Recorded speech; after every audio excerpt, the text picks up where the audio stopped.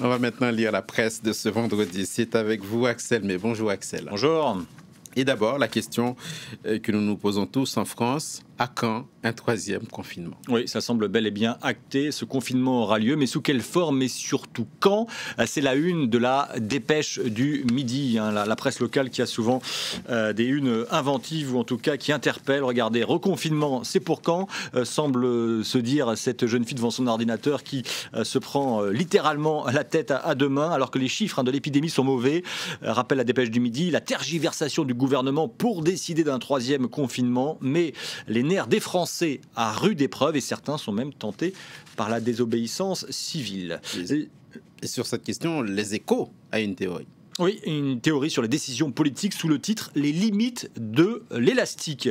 On peut lire cet édito, donc, eh bien, il est écrit « Gouverner est épouvantablement compliqué. Les hésitations sur les mesures à prendre sont logiques face à un virus imaginatif, mais le pays est fatigué du télescopage d'informations qui vont dans un sens puis dans l'autre. À chaque fois, l'opinion française et européenne a dû ingurgiter de nouveaux concepts, les uns chassant plus ou moins les autres, et les Échos de continuer. Il y a successivement eu le fameux R0, le RO, la vitesse de propagation du virus, le taux d'incidence, proportion de cas positifs et la tension en service de réanimation, la part des lits occupés par des cas Covid. Aujourd'hui, c'est le pourcentage de variants anglais dans les tests positifs qui compte. Nous quittons l'opinion pour le Washington Post qui met en garde.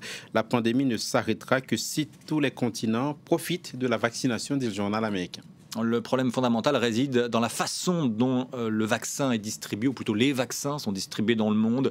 Les pays les plus riches ont payé des centaines de millions de doses, souvent bien au-delà de ce dont ils ont besoin. Le Canada, par exemple, en a précommandé suffisamment, rappelle le Washington Post dans cette opinion, pour couvrir 5 fois sa population. Et pendant ce temps-là, les 200 millions de Nigérians n'ont pas reçu une seule dose de vaccin. D'où ce dessin paru dans la Tribune de Genève, à prendre bien sûr au second ou même au troisième degré.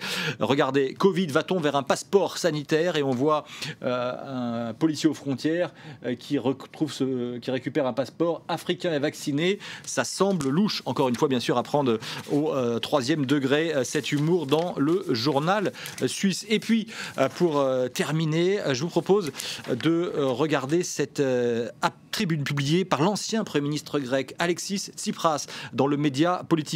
Les vaccins sont un bien public, pas un produit industriel. L'Europe devrait se concentrer sur l'acquisition de brevets et de licences alors que les entreprises industrielles réduisent ou retardent désormais les livraisons de vaccins dans l'Union européenne. Nous ne pouvons pas nous permettre de vivre dans notre propre bulle car nos voisins, dit l'ancien Premier ministre grec, car nos voisins des Balkans, d'Afrique du Nord ou du Moyen-Orient sont confrontés à des pénuries de vaccins encore plus graves.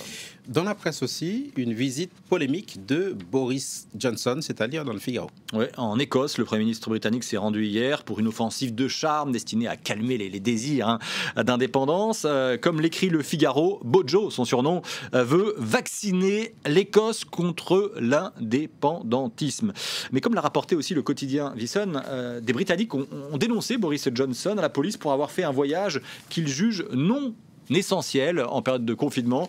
Ce qui donne ces quelques cartoons, dessins publiés dans la presse britannique que vous allez voir d'un instant à l'autre, notamment Nicola Sturgeon, la première ministre écossaise, représentée, vous savez, elle prend les traits du célèbre sergent recruteur de la Seconde Guerre mondiale. Est-ce que votre voyage est vraiment nécessaire, demande-t-elle à Boris Johnson, qui va répondre, lui, dans un autre dessin. Oui, c'est essentiel, car je ne veux pas devenir dans l'histoire l'homme qui aura casser l'union au Royaume-Uni. Voilà, on le voit arriver. Welcome to Scotland, c'est essentiel. Mais il pense aussi à l'avenir politique et à la trace qu'il laissera dans l'histoire. Tout à fait autre chose, puisqu'on parle d'histoire. La mémoire de l'esclavage va s'installer à l'hôtel de la Marine. Oui, 20 ans après la loi Taubira qui a défini la traite et l'esclavage comme des crimes contre l'humanité, la fondation présidée par Jean-Marc Ayrault, l'ancien Premier ministre, va s'installer place de la Concorde à Paris, rapporte l'opinion.